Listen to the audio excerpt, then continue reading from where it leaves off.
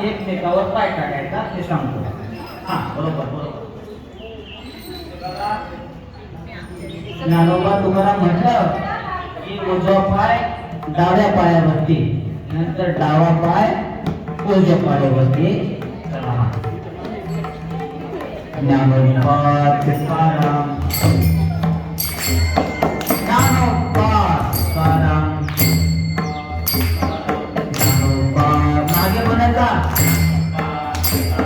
ज्ञानोबा तुकाराम छान ना. ज्ञानोबा तुकाराम बेबा, ज्ञानोबा तुकाराम.